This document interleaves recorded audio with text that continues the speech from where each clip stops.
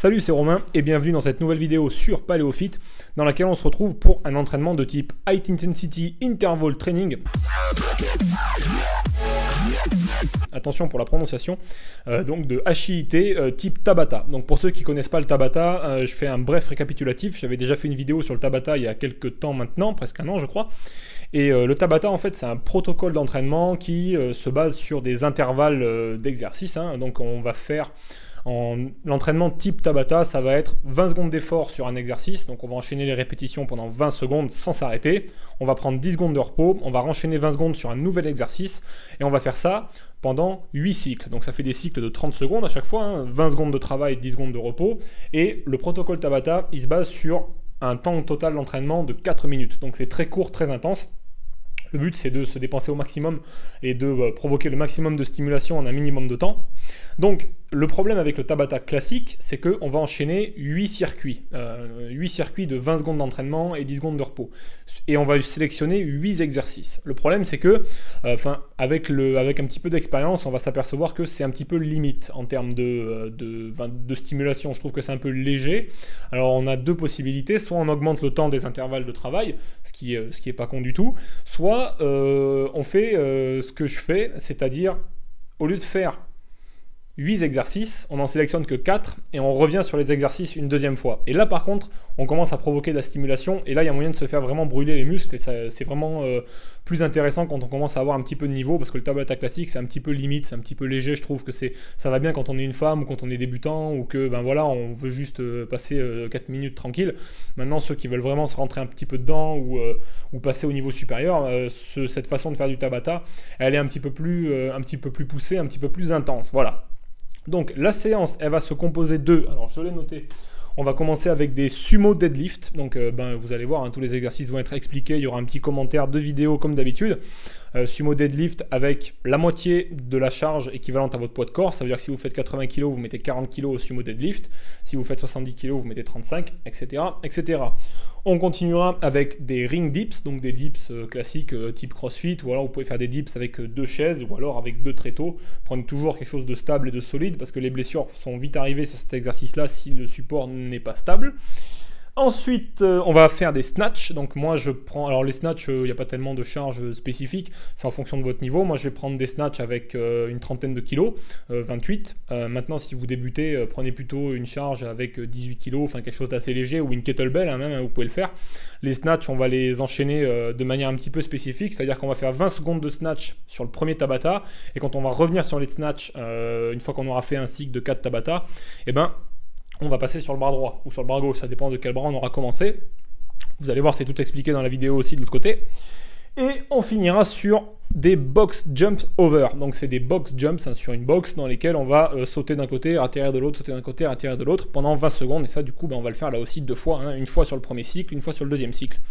Voilà, donc pour faire cet entraînement, vous avez besoin de motivation, vous avez besoin d'un Tabata Timer comme d'habitude, qui est disponible sur Tabata Timer, et je vous mets le petit lien là qui s'affiche, voilà, il y a Tabata Timer. Il vous suffit de le paramétrer sur 8 cycles de 20 secondes de travail, 10 secondes de repos et 10 secondes de préparation, le temps de vous mettre sur l'exercice, et vous faites 4 cycles avec les 4 exercices et vous revenez sur les mêmes exercices. Comme ça, ça vous permet de faire pas mal de congestion et de stimuler au maximum. On se retrouve tout de suite pour l'entraînement de l'autre côté.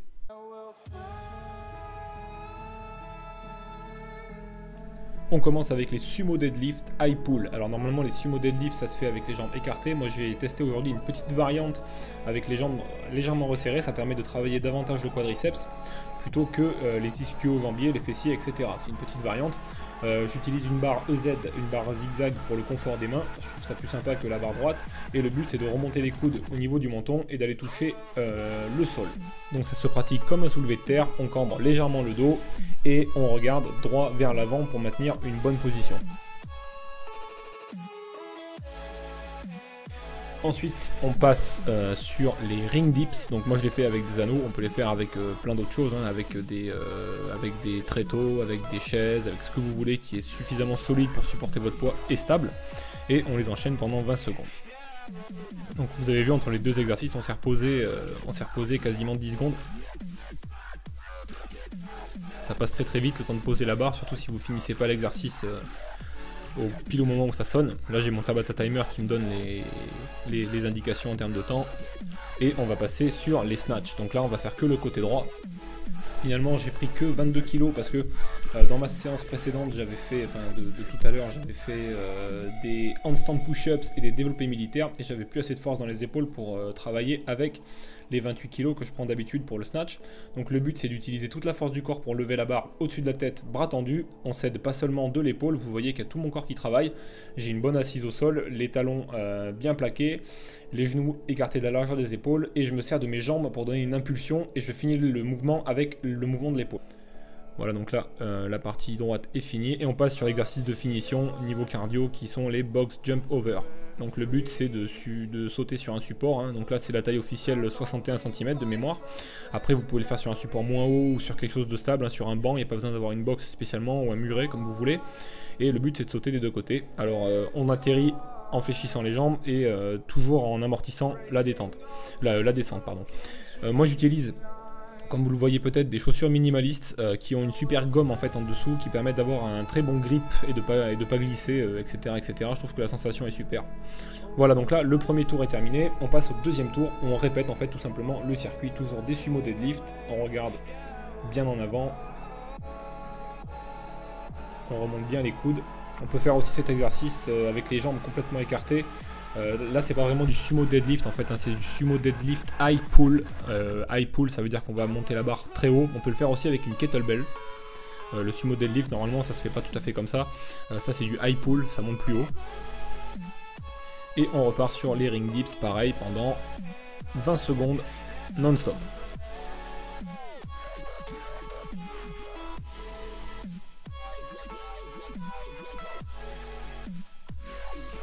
On peut aussi s'aider des jambes, en crossfit ils le font beaucoup.